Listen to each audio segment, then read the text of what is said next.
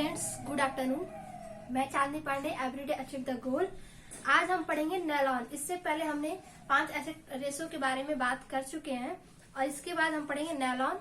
आज देखेंगे नायलॉन क्या है, नायलॉन को किन किन नामों से जानते हैं, इनके रासायनिक नाम क्या है, नायलॉन का आविष्कार किसने किया था, किस सन में किया था और किस सन में ये हमारे मार्केट में प्रचलित होने लगा, इसके बारे में हम बात करेंगे। तो सबसे पहले हम देखते हैं नायलॉन। आज मैं आपको एक डायग्राम के माध्यम से समझाने की कोशिश करूंगी। आई होप आप सबको समझ में आए। एंड ये देखने की एक एक टॉपिक को मैं लेकर आई हूँ जो डायरेक्ट एग्जाम में पूछे जाते हैं। ये सारे वर्ड्स अगर आपके माइंड में फिट हो जाए तो आप डायरेक्ट क्वेश्चन कर सकते हैं। तो सबसे पहले हम बात करेंगे नायलॉन के बारे में कि नायलॉन क्या है। नायलॉन एक जादुई रेशा है, एक चमत्कारी रेशा भी इसे आप कह सकते हैं। आप लोग को भी पता होगा कि मैम ये नायलॉन एक रासायनिक जादुई रेशा है। तो इसे अन्य किन नामों से जानते हैं, इसे हम एक ताप सुन्मय रेशा भी कहते हैं। इसे हम एक ताप सुन्मय रेशा के नाम से भी जानते हैं। इसे हम संश्लेषित रेशे भी कहते हैं। इसे हम संश्लेषित रेशे भी कहते हैं। और इसका रासायनिक नाम जो है पॉलीमर है। इसका रासायनिक नाम पॉलीमर है और रासायनिक नाम पॉलीमर का ये आविष्कार हुआ था 1929 में। 1929 में हुआ था इस पॉलीमर का आविष्कार। तो ये नायलॉन से सारा जुड़ा हुआ है, इसलिए मैंने नायलॉन को बीच में रखा और इससे सारी जुड़ी चीजें हैं।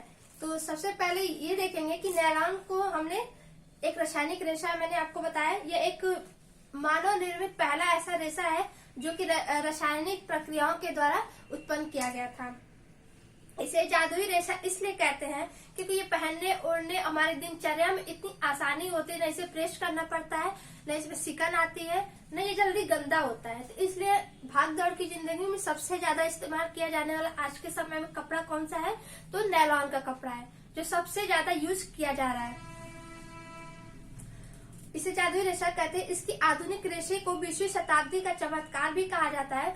चमत्कार ही एक तरह का है कि इसे कुछ भी, हमें इसमें ज्यादा पैसे भी खर्च नहीं करने हैं। इसकी धुलाई में भी बहुत आसानी होती है, इसे धुलने में भी बहुत आसानी इसलिए होती है क्योंकि गंदा नहीं होता। अगर गंदा भी हुआ, अब थोड़ा सा पानी डालो, ये साफ हो जाता है। तो इसलिए एक चमत्कारी ही रेशा है। और विरल लंबाई भी इसकी होती है, अपनी इच्छा अनुसार इसे हम तैयार भी करते हैं। यह आधुनिक समय का एक वैज्ञानिक चमत्कार है। बिना प्राकृतिक पदार्थों के उपयोग से विशुद्ध रूप से केवल रासायनिक तत्वों को ही मिला करके इसकी खोज की गई है, जिसमें मजबूती, टिकाऊपन, चमक भी बहुत अच्छी चमक होती है। इसमें बिना प्रेस किए, बिना इसको अव्यवस्थित रखे हुए भी अगर आप कपड़े को उठाते हो, सीधा करते हो, फिर वैसे ही वो आपको दिखाई देगा। इसमें प्रतिस्पंदता और प्रत्यास्थता की बहुत अच्छी क्वालिटी होती है। उसके मुकाबले दूसरा रेशा कोई नहीं है। ये भी हम कह सकते हैं नायलॉन से अच्छा कोई ऐसा रेशा नहीं है जिसे हम दिनचर्या में यूज कर सके। और बहुत ही बेस्ट ये रेशा है, इसे बहुत ही बेस्ट रेशा माना गया है सबसे ज्यादा इस्तेमाल किया जाने की वजह से। इसका रख रखाव इतना आसान है कि आज के भागदौड़ की जिंदगी में इसका उपयोग अत्यधिक महत्वपूर्ण हो गया है। नायलॉन की खोज अमेरिका में हुई थी। इसके खोज आपको मैं बता दूं कि इसे हम जादुई रेशा कहते हैं, सुगम जीवन रेशा के नाम से भी जानते हैं, इसे हम कृत्रिम रेशा भी कहते हैं। इसकी खोज डॉक्टर वेलेस एच कैरोथर्स ने किया था। इसकी खोज, नायलॉन की खोज डॉक्टर वेलेस एच कैरोथर्स ने किया था। उन्होंने, यह रसायन शास्त्री थे, डॉक्टर कैरोथर्स जो थे वो रसायन शास्त्री थे और उन्हें पॉलीमर में बहुत ही दिलचस्पी थी। उन्हें पॉलीमर में इतनी दिलचस्पी थी कि उन्होंने इस पे खोज करना शुरू कर दिया था। कैरोथर्स का पॉलीमराइजेशन में अत्यधिक रुझान भी था। पॉलीमराइजेशन का अर्थ है अणुओं को एक श्रृंखलाबद्ध रूप में एकत्र करना और छोटे छोटे टुकड़ों को अलग करना। छोटे छोटे टुकड़ों को अलग करके उन्होंने दो भागों में कर दिया, छोटे छोटे टुकड़ों को अलग किया और देखा कि उन दोनों को जोड़ने से एक पॉलीमर तैयार हो रहा है, जिसकी वजह से उन्होंने नायलॉन बनाने समय hexamethylene diamine adipic acid का प्रयोग किया। उन्होंने, मैं इस पे सॉरी मैंने रसायन का नाम नहीं लिखा है, मैं यहाँ पे लिख देती हूँ किसका प्रयोग किया था उन्होंने।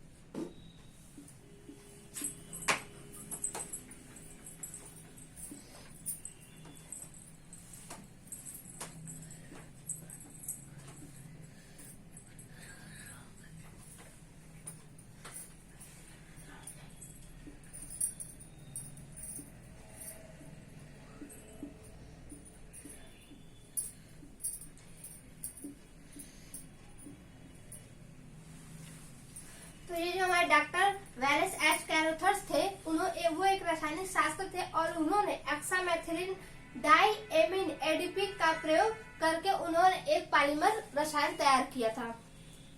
ये हमारा एक पॉलीमर रसायन है जिसके इन दोनों को मिला करके उन्होंने इसका प्रयोग किया था। और मैं ये भी बता दूं कि 1935 में इसे तैयार किया गया था। उस समय पॉलीमर, देखिए पॉलीमर रसायन से ये हुआ निर्मित होने उससे हमारा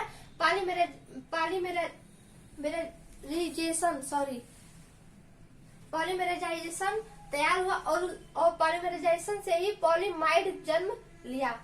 इसी से ये तैयार हुआ, पॉलीमराइजेशन से ही पॉलीमाइड जन्म लिया। और पॉलीमाइड जन्म लेने के बाद 1935 में ये तैयार हुआ और उसके बाद 1940 में हमारे मार्केट में इसकी बिक्री होने लगी और उस समय सबसे प्रथम होजरी वस्त्र बाजार में लाया गया था। सबसे पहले नायलॉन से हमने होजरी वस्त्र तैयार किया था, सबसे पहले वही मार्केट में बिकना शुरू हुआ था। एक चीज और बता दूं कि इन दोनों रसायन को मिलाकर नायलॉन बनाया गया था और बना रेशा 66 पॉलीमर नाम से प्रसिद्ध हुआ था। जो ये रेशा तैयार हुआ था उसे हम एक और नाम से देते हैं, मैं यहाँ पे नोट कर देती हूँ। तैयार होने के बाद इसे हम 66 पॉलीमर के नाम से जानते थे।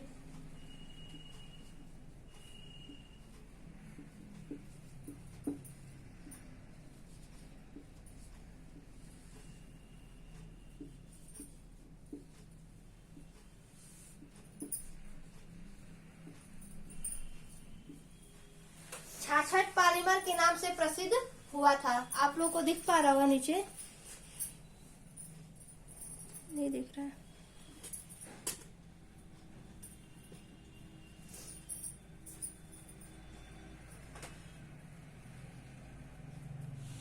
अब नीचे दिख रहा होगा कि छाछठ पॉलीमर के नाम से प्रसिद्ध हुआ था। छाछठ पॉलीमर इसका नाम क्यों रखा गया? क्योंकि 66 पॉलीमर नाम इसलिए दिया गया कि इसमें दो रसायनों के गुण थे, जैसे 6 और 6 दो अणु थे, दोनों अणु को मिला करके इसे तैयार किया गया था, इसलिए इसे हम 66 नाम रखे। 1938 में इसका नाम बदलकर बोलचाल की सुविधा के लिए नायलॉन रखा गया था। 1938 में इसका नाम बदल दिया गया था। मैं ये बता दूं कि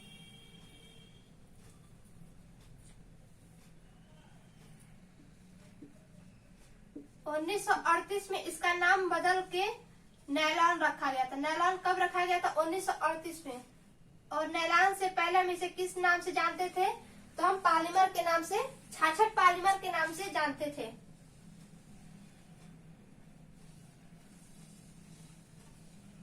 जब इसका आविष्कार हुआ था उस समय डॉक्टर वैलेस एच कोरोथर्स ने इसका नाम 66 पॉलीमर रखा।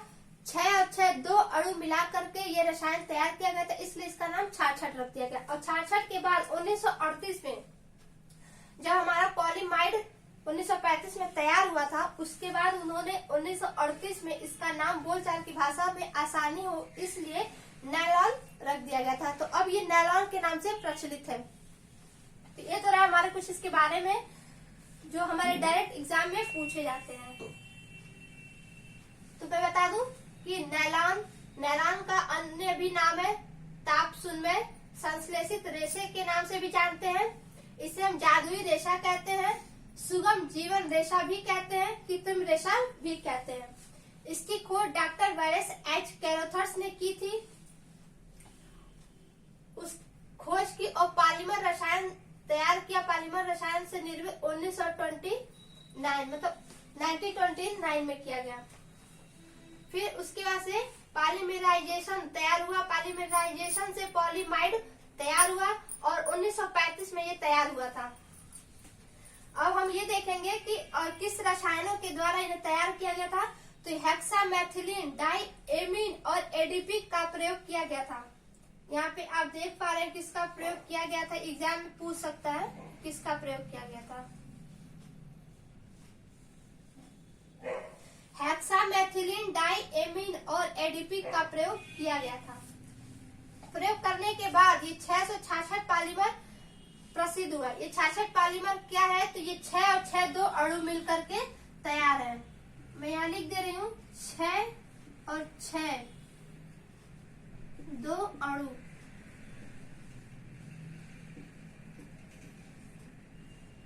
छह और 6 2 अणु को मिलाकर के 66 पॉलीमर के नाम से प्रसिद्ध हुआ। उसके बाद प्रसिद्ध होने के बाद इसे हम 1938 में एक बोलचाल की भाषा में नायलॉन का आविष्कार कर नायलॉन के नाम से प्रसिद्ध किया गया और 1940 में होजरी वस्त्र बाजार में बेचने जाने लगा। बाजार में लाया गया था सबसे पहले नायलॉन से कौन सा वस्त्र लाया गया था, तो होजरी वस्त्र लाया गया था। कि अभी आप लोग इससे बहुत अच्छे से देख पा रहे होंगे चित्र में।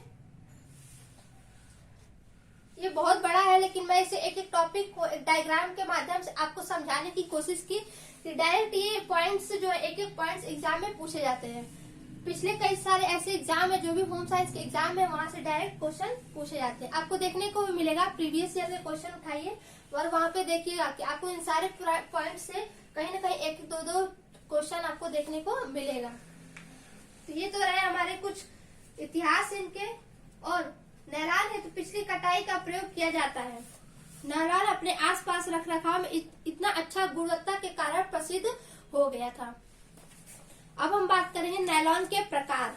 तो मैं इसे रिमूव करती हूँ, फिर हम नायलॉन के टाइप्स पढ़ेंगे। ये सब आप सबको समझ में आ रहा होगा और वीडियो काफी लंबा ना हो, इसलिए मैं कोशिश करूंगी कि कम से कम समय में आपको ज्यादा समझा सकूं।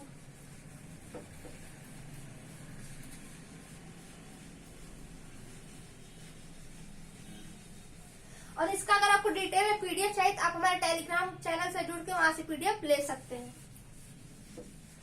टेलीग्राम हमारा नाम है एवरीडे अचीव द गोल, चांदनी पांडे के नाम से आप वहां पे देख सकते हैं। वैसे मैंने यूट्यूब के डिस्क्रिप्शन बॉक्स में मैंने अपना लिंक दे रखा है, आप वहां से ले सकते हैं।